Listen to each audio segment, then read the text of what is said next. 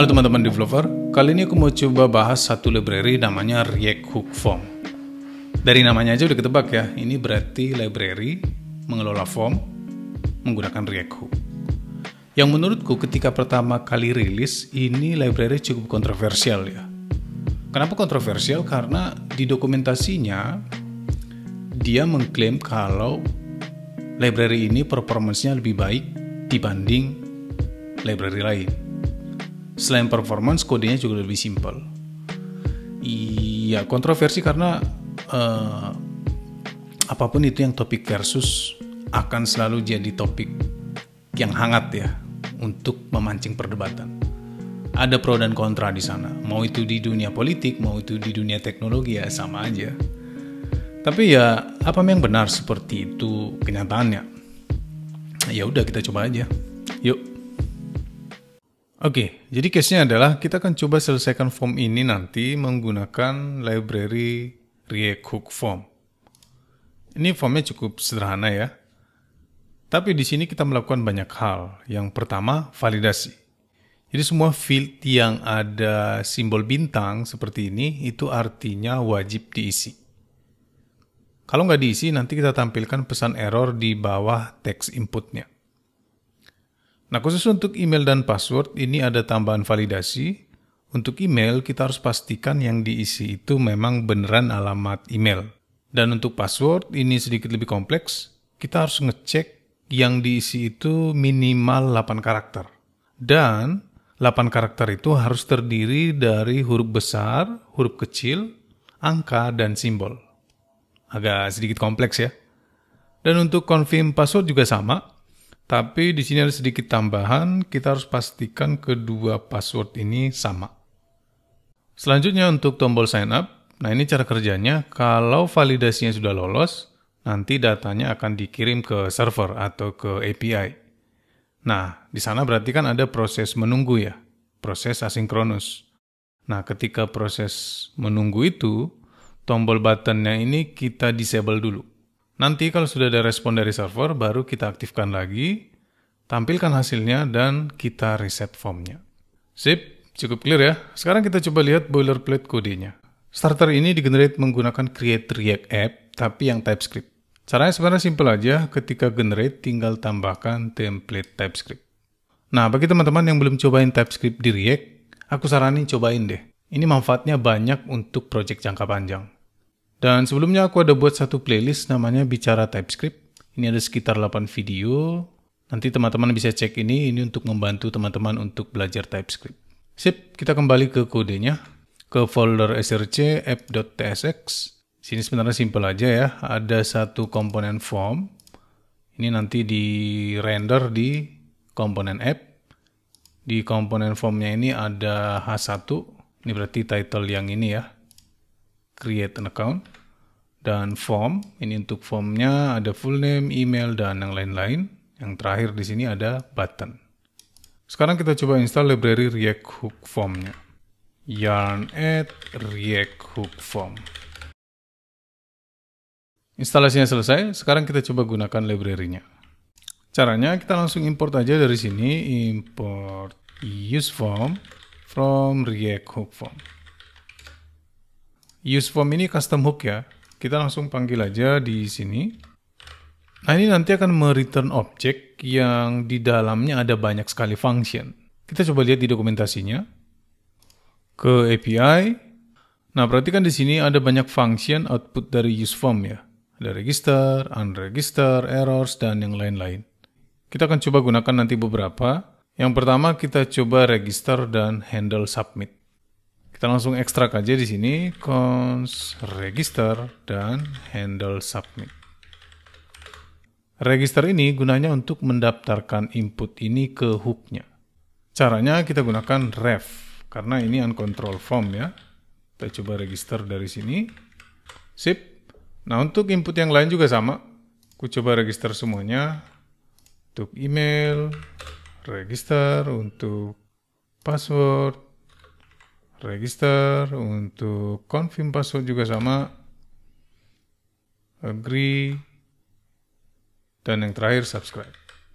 Oke, sampai di sini kita sudah mendaftarkan semua inputnya.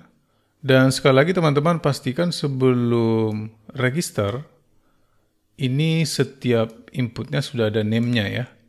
Karena ini nanti yang akan dibaca ketika kita submit.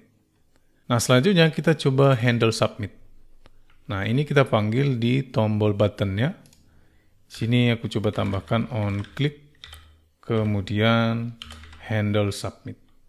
Nah ini nanti menerima satu parameter callback. Ini aku coba buat namanya on submit. Nah ini kita coba buat functionnya di sini, const on submit. Ini ada dua parameter ya, data dan event. Untuk sekarang kita langsung console log aja datanya. Kita coba lihat ini errornya apa. Nah ini error dari TypeScript ya. Nah karena ini TypeScript seharusnya kita harus mendefinisikan semua type-nya. Nah, aku coba definisikan type-nya dulu untuk inputs-nya. Di sini aku coba tambahkan type from inputs. Jadi aku coba daftarkan semua nama inputnya. Ada full name, ini tipe datanya string. Kemudian ada password.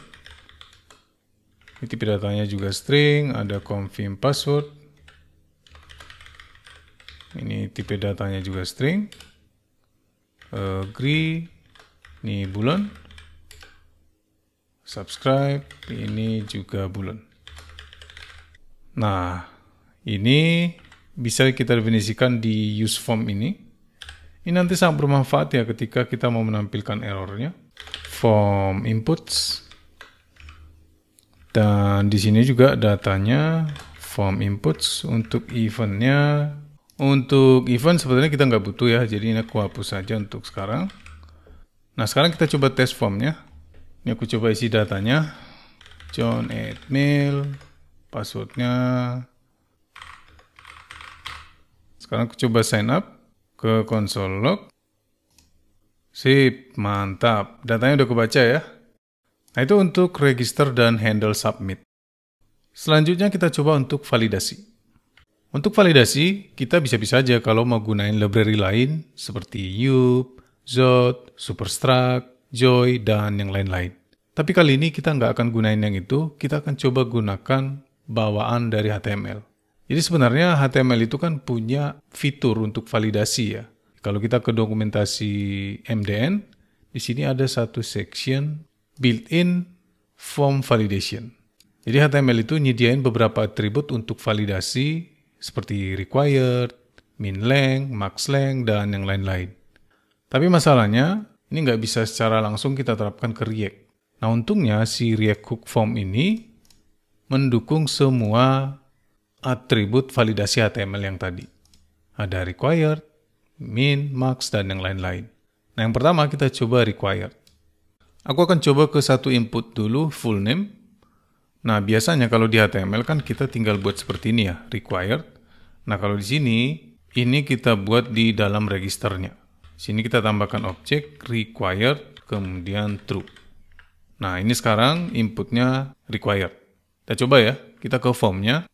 Nah, cara ngetesnya gini. Aku fokus ke input yang bukan full name, contohnya email. Ini aku coba sign up. Nah, ini sekarang langsung fokus ke full name ya. Itu artinya ada error di sini. Nah, selanjutnya kita coba tampilkan error message-nya di bawah supaya lebih informatif ya. Nah, caranya di sini kita panggil errors. Errors ini objek ya, bukan function seperti register dan handle submit. Errors ini nanti menyimpan informasi errors dari semua input kita yang ada di sini. Kita coba lihat apa isinya. Console log errors. Coba buka konsolnya. Sign up. Nah, ini sekarang error objeknya. Di sini perhatikan nama propertinya full name ya. Nah, ini sesuai dengan nama text inputnya. Kalau nanti ada error di email dan password, di sini juga ada email dan password. Dan untuk value-nya ini ada 3 properti, type, message, dan ref. Nah, dari informasi ini sekarang kita bisa tampilkan pesan error yang tepat. Aku coba hapus dulu. Di sini kita coba tampilkan. Kalau ada errors di full name, tampilkan paragraf errors, pesan errornya. Kalau nggak salah, class name-nya error ya. Nah, di sini kita buat pesannya full name required. Coba lihat hasilnya. Sign up. Nah, sekarang pesan errornya sudah tampil. Mantap. Nah, untuk pesannya kita bisa buat di paragrafnya seperti ini, atau bisa juga di value required ini. Karena ini kan bisa menerima string dan bulan ya. Jadi di sini kita bisa buat seperti ini. Full name required. Nah, ini sekarang kita bisa baca dari sini. Errors, full name, kemudian message. Coba lihat hasilnya. Sip, mantap. Hasilnya sama aja ya, cuma beda cara aja. Kita bisa buat langsung di required-nya atau di dalam paragraf ini. Tinggal disesuaikan aja nanti dengan kebutuhan. Sip. Sekarang aku coba lanjut untuk input yang lain. Supaya gampang ini find and replace aja ya. Replace. Kecuali yang subscribe itu opsional ya. Untuk yang subscribe ini opsional. Aku coba hapus required-nya. Sip. Nah, sekarang aku coba lanjutkan untuk membuat message-nya. Aku tinggal copy buat ke sini. Errors email. Email. Oh iya, nah ini enaknya TypeScript nih. Ternyata yang email kita tadi lupa ya untuk definisinya. Di sini aku coba tambahkan full name, kemudian email, string. Kalau ke JavaScript kita nggak dikasih tahu kalau ada yang kelupaan. Nah ini enaknya pakai TypeScript sih. Ini juga ada typo ya, ini harusnya password. Coba lanjut lagi, errors, email. Untuk pesan errornya aku coba buat di sini. Email required. Lanjut untuk password. Password, email password. Password. Sini password required. Lanjut ke confirm password. Di sini confirm password. Sini password required. Yang terakhir agreement. Email agree, di sini agreement required. Sekarang kita coba sign up. Nah, sekarang semua sudah ditampilin ya pesan errornya. Mantap. Selanjutnya kita coba validasi yang lebih kompleks untuk email dan password. Untuk validasi email kita bisa menggunakan pattern atau regex. Caranya simpel aja. Kita coba ke website emailregex.com. Di sini ada kodenya untuk JavaScript. Ini tinggal copy aja. Dan di sini kita tambahkan pattern. Kemudian paste kode yang tadi. Dan di error message-nya ini kita perlu buat sedikit penyesuaian ya. Jadi kita bisa buat seperti ini. Kalau error emails dan errors email types-nya itu required, kita tampilkan pesan yang ini. Kalau nanti tipenya itu pattern, berarti yang error dari sini ya. Nah, itu kita tampilkan pesannya sedikit berbeda, invalid email. Ini untuk required, berarti yang ini, dan yang error yang ini untuk pattern, yang ini. Kita coba tes. Sign up. Nah, ini sekarang email required. Kalau aku coba isi dengan alamat yang asal, sign up. Nah, sekarang pesan errornya invalid email. Kalau dengan alamat email yang benar, contohnya john@mail, sign up, pesan errornya hilang ya. Mantap. Selanjutnya kita coba validasi untuk password. Validasi password ini yang paling kompleks ya. Jadi cara kerjanya nanti adalah untuk logic dan validasi password ini aku pindahkan ke satu komponen namanya password popover. Jadi UI dan logiknya nanti semua ada di sini. Dan ini aku udah buatkan ya untuk mempersingkat videonya juga. Nah, selanjutnya kita coba terapkan itu di inputnya. Tapi sebelum ke sana kita coba import dulu beberapa function dari hooknya. Get values, set error, dan clear error. Get values ini untuk membaca value dari input. Set error ini untuk ngeset errornya secara manual. Dan clear error ini untuk mereset errornya. Ini akan kita gunakan nanti di password popover. Nah, selanjutnya kita coba bungkus input ini di komponen password popover. Password popover, Kita coba lihat ini apa errornya. Nah, ini karena belum diimport, ini coba import. Nah, untuk input ini kita render menggunakan render props. Buat di sini props, kemudian inputnya. Coba pindahkan inputnya ke dalam sini. Sip. Nah, di props ini ada dua function, validate dan visible. Visible ini kita gunakan untuk menampilkan popover-nya. Jadi ketika inputnya aktif, kita tampilkan popover. Sini aku tambahkan on focus. Kemudian kita coba panggil visible-nya, props visible. Ini kita kasih value-nya true. Kita coba ya. Sekarang aku aktif di input password. Nah, ini sekarang popover-nya sudah kelihatan ya. Tapi masalahnya ini sekarang belum bisa hilang. Jadi kalau aku fokus ke input yang lain, ini masih tetap kelihatan ya. Nah, untuk ini di sini kita tambahkan on blur. Dan untuk value-nya ini kita kasih false. Coba lihat lagi. Popover-nya tampil, fokus ke input lain, popover-nya hilang. Sip, mantap. Nah, selanjutnya untuk validasi. Untuk validasi kita panggil di method onChain. Sini kita panggil props validate. Nah, di sini nanti ada beberapa parameter. Yang pertama nama inputnya. Di sini nama inputnya password ya. Kemudian function yang baru kita import tadi, get values, set error, dan clear errors. Kita coba buat di sini. Get values, set error, dan clear error. Nah, cukup dengan begini aja. Nanti komponen si password popover ini yang melakukan validasi lebih lanjut.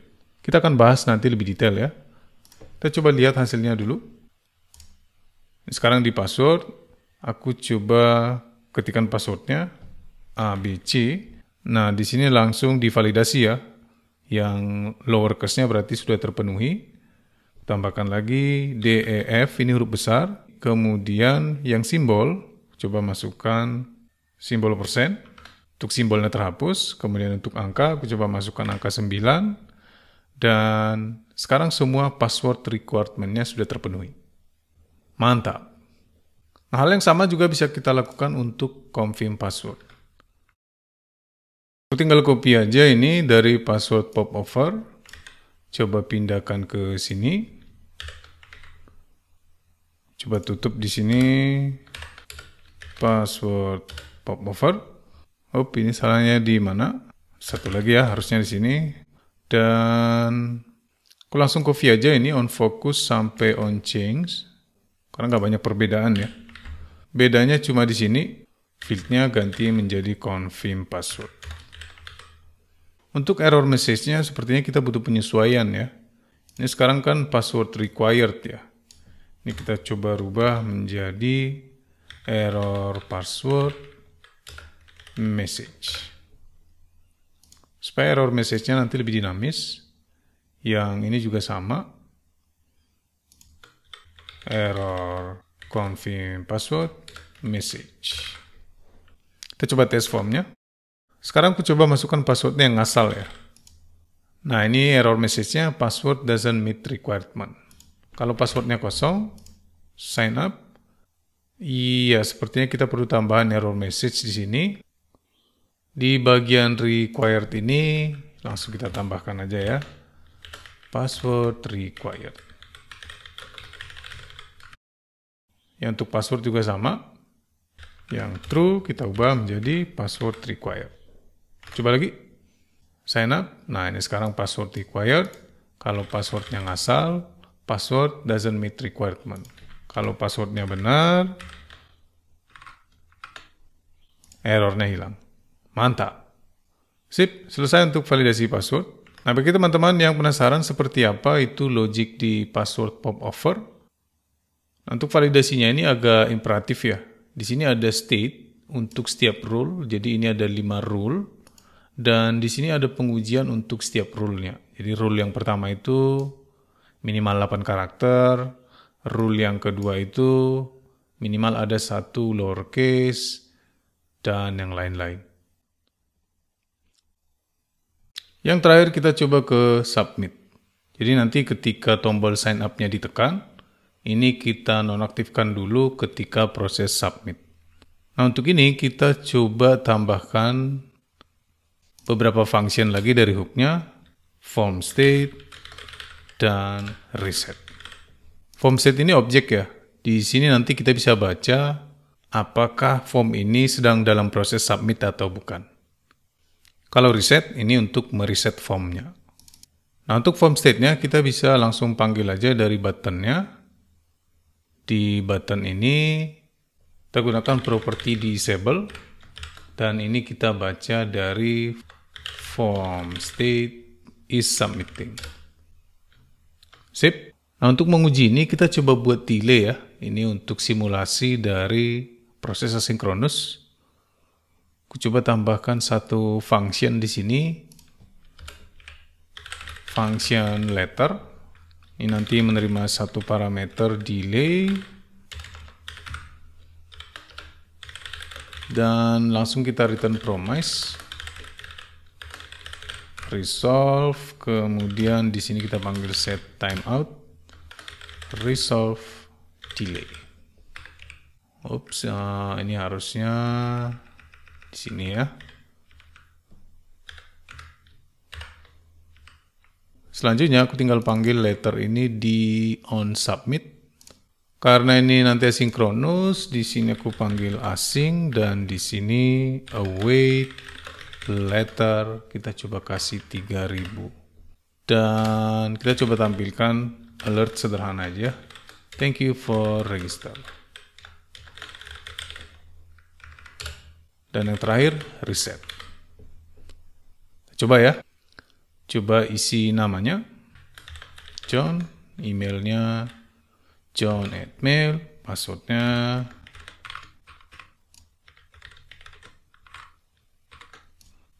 kemudian agree dan subscribe, sign up. Nah, ini sekarang tombolnya nonaktif ya. Dan alertnya thank you register. Ini harusnya thank you for register ya. Oke. Formnya di reset dan tombolnya kembali aktif. Sip, mantap. Cukup simpel ya untuk submit. Terima kasih teman-teman sudah menonton video ini. Kalau kalian ada pertanyaan, ada saran, silahkan tinggalkan di kolom komentar. Kalau kalian rasa konten ini bermanfaat, silahkan share untuk teman-teman kita yang lain. Namaku Sastra Nababan, sampai jumpa di konten selanjutnya.